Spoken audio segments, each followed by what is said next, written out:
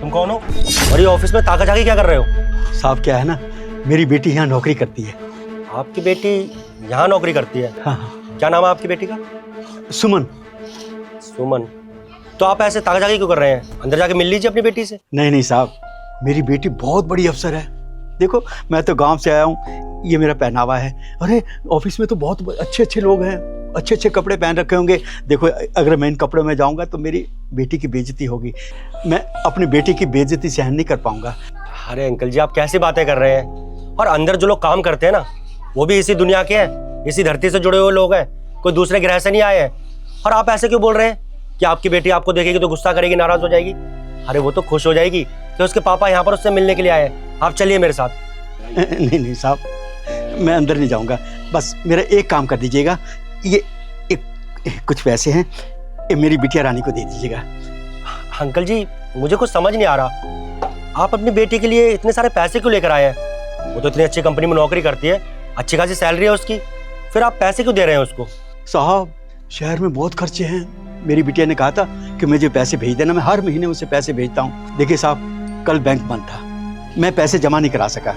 आज मैंने सोचा कि मैं बिटिया को मिल भी आऊँगा और पैसे भी दे आऊँगा। अब ये काम कर दीजिएगा, बड़ी मेहरबानी होगी। अरे अंकल जी, ये तो आपने बहुत अच्छा किया कि आप यहाँ पर आए हैं। आप चलिए मेरे साथ, आइए अंदर चलते हैं। नहीं नहीं साहब, मैं अंदर नहीं जाऊँगा। एक काम कर दीजिएगा। अरे अंकल जी, आप इतना क्यों घबरा रहे हैं? और आपको कोई कुछ भी नहीं कहेगा, मैं हूं ना यहाँ पर। आप मेरे साथ चलिए और देखता हूँ कौन आपको कुछ कहता है। आइए आइए अंकल जी, आइए आइए आइए अंकल जी। अंकल जी, आप यहाँ बैठिए, मैं प्यून से बोलकर आपकी बेटी को बुलवाता हूँ।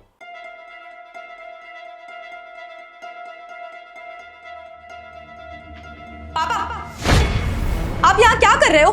अरे मैंने इतनी बार आपको मना किया है कि मेरे ऑफिस में मत आया करो, आप फिर भी आ गए। क्यों आए हो आप, बताओ।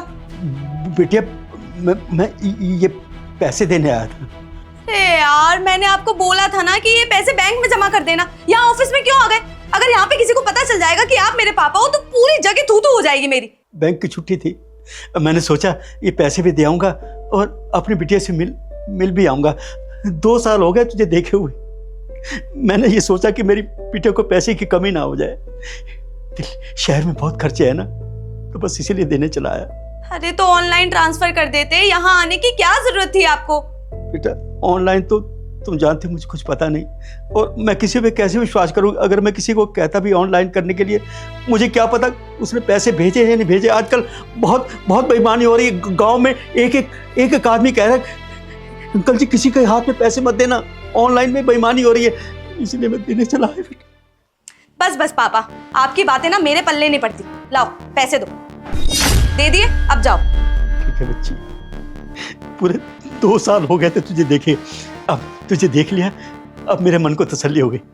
जा रहा हूँ, अपना ख्याल रखना बेटा। हाँ हाँ ठीक है, सुन लिया, जाओ। रुकिए अंकल जी, आप कहीं नहीं जाएंगे। और सुमन, क्या तरीका है किसी से बात करने का? तुम्हें उनकी उम्र का लिहाज नहीं है कि बड़ों से किस तरीके से बात की जाती है? वैसे एक बात बताओ, तुम जानती हो क्या इनको? हाँ, बदकिस्मती से ये मेरे पापा हैं। बदकिस्मती से? तुम इसे बदकिस्मती कहती हो? अरे तुम्हें तो अपने माँ बाप से बात करने की भी तमीज नहीं है कि कोई अपने माँ बाप से इस तरीके से बात करता है। सॉरी टू से दिस, पर सर मैं सच बोल रही हूँ। ये मेरे पापा हैं, पर मेरा इनसे कोई खास अटैचमेंट है नहीं। और वो भी इसलिए सर, देखिए ना ये कैसे कपड़े पहन रखे हैं इनने। अब आपको तो पता है यहाँ पे बहुत बड़े बड़े एम्प्लॉयज काम करते हैं। अगर किसी को भी पता चलेगा कि ये मेरे पापा हैं तो मेरी क्या इज्जत रह जाएगी सर? इतने सालों से यहाँ पे काम कर रही हूँ, इतनी रिस्पेक्ट मुझे जो मिलती है वो नहीं मिलेगी। इनको इतनी बार समझाया कि मेरे ऑफिस में मत आया करो, इन्हें समझ में ही नहीं आता है। तुम्हें शर्म नहीं आती ना ये कहते हुए? अरे इसी पिता ने तुम्हें पाल पोस कर बड़ा किया है, इन्हीं हाथों में तुम खेल कर बड़ी हुई हो, और तुम्हें इन्हें पिता कहते हुए शर्म आती है, ऑफिस में लोगों से मिलवाते हुए शर्म आती है। तुम्हें पता है सुमन, बहुत से लोग इस ऑफिस में काम करते हैं जिन्हें अपने माँ बाप से मिले हुए भी सालों हो जाती हैं, तरस जाते हैं उनका चेहरा देखने के लिए। और एक तुम्हारे पिता है जो इतनी दूर से चलकर आए तुम्हें पैसे देने के लिए, क्योंकि तुम्हारी वो फिक्र करते हो, तुम्हारी चिंता करते हैं। तुम पूरा साल यहाँ काम करती हो, तुम्हारा चेहरा नहीं देख पाते वो, इसलिए तुमसे मिलने चले आए कि चलो तुम्हें पैसे दे देंगे और इसी बहाने तुम्हारे हालचाल ले लेंगे। लेकिन तुम्हें तो शर्म आ रही है इन्हें अपना पिता कहते हुए। अरे किस बात का घमंड है तुम्हें? एक बार सोच के देखो, अगर तुम्हारे पिता भी और पिताओं की तरह होते जो कम एज में अपनी बेटियों की शादी कर देते हैं, उन्हें चूल्हे चौके की जिंदगी देते हैं, लेकिन तुम्हारे पिता ने तो तुम्हारे साथ ऐसा कुछ भी नहीं किया। उन्होंने तुम्हें पढ़ाया लिखाया, इस काबिल बनाया कि तुम शहर की जिंदगी जियो, बड़े बड़े लोगों के साथ काम करो, अरे पैसे कमाओ, अपने पैरों पे खड़ी हो जाओ। और तुम उन्हें आज ऐसा दिन दिखा रही हो कि तुम उन्हें अपने पिता कहने से भी इनकार कर रही हो। तुम्हें शर्म आ रही है लोगों से उन्हें मिलवाने में। देखो सुमन, मैं तुम्हें सिर्फ इतना समझाना चाहता हूँ कि अभी तुम्हारे माँ बाप जिंदा है तो इनके जीते जी इनकी इज्जत करना सीख लो। कहीं ऐसा ना हो एक दिन तुम इनके प्यार के लिए इन्हें देखने के लिए तरसो, क्योंकि उस दुनिया में ना बहुत से ऐसे लोग हैं जो अपने माँ बाप के लिए तरसते हैं, उनके माँ बाप उन्हें दुनिया से छोड़कर चले जाते हैं। इसलिए तो मैं कह रहा हूँ कि इनकी इज्जत करना सीख लो। और अगर तुम्हें अपने माँ बाप की इज्जत नहीं कर सकती तो तुम जैसे एम्प्लॉय की मेरी कंपनी में कोई ज़रूरत नहीं है, क्योंकि जब तुम अपने माँ बाप की इज्जत नहीं करती हो तो तुम इस कंपनी में रहने वाले कलीग्स की क्या इज्जत करती होगी। हो सकता है तुम मेरे बारे में भी उल्टा सीधा बोलती हो, मेरे माँ बाप के लिए भी उल्टा सीधा बोलती हो, क्या भरोसा है। इसलिए अभी के अभी रिजाइन दो और निकल जाओ मेरे ऑफिस से। नहीं सर, आप ये क्या बोल रहे हो। ये जॉब मेरे लिए बहुत ज़रूरी है सर, मैंने बहुत हार्ड वर्क किया है इस जॉब के लिए। सर प्लीज़ मत निकालिए, मैं आज के बाद अपने पापा से ऐसे बात नहीं करूँगी sir. I am sorry sir, please. नहीं साहब, मेरी बेटी को नौकरी से मत निकालिए। इसने इस कंपनी में आने के लिए बहुत मेहनत की है साहब। मैं आपके आगे हाथ जोड़ता हूँ, आपके पाँव पड़ता हूँ, मेरी बच्ची को नौकरी से मत निकालिए। देखा तुमने, ये होते हैं पिता जो अपने बच्चों की खुशी के लिए किसी के भी पैरों में गिरने को तैयार हो जाते हैं। और तुम जैसी औलाद होती है जो अपने माँ बाप को काबिल बनने के बाद वृद्धाश्रम छोड़ आती है मरने के लिए। अरे तुम दौलत कमा लोगी, पैसे कमा लोगी, ऐशो आराम कमा लोगी, लेकिन वो दौलत किस काम की जब हमारे साथ हमारे माँ बाप ही ना हो हमारी तरक्की देखने के लिए, हमारी खुशहाली देखने के लिए। क्या करोगे इस दौलत का। सही कहा आपने सर, आई एम सॉरी। देखो सुमन, मुझसे माफी मांगने की कोई जरूरत नहीं है। अरे मैं कौन होता हूं तुम्हें माफ करने वाला। अगर तुम्हें माफी मांगनी है ना तो अपने पिता से मांगो। एक तो तुम्हारे पिताजी इतनी दूर से चल कर आए तुम्हारे लिए, बाहर कितनी धूप है, लेकिन तुम्हें बिल्कुल भी फिक्र नहीं है ना उनकी। अरे तुम्हें कम से कम चाय पानी नाश्ता कुछ तो पूछना चाहिए ना उनको, लेकिन तुम हो कि उनके आते ही उन पर चिल्लाने लग गई।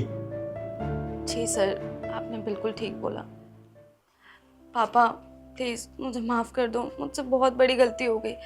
मैंने ना जाने पता नहीं क्या क्या बोल दिया आपको, पर मैं वादा करती हूँ आज के बाद कभी आपसे ऐसे बात नहीं करूँगी और हमेशा आपके साथ अच्छे से रहूँगी।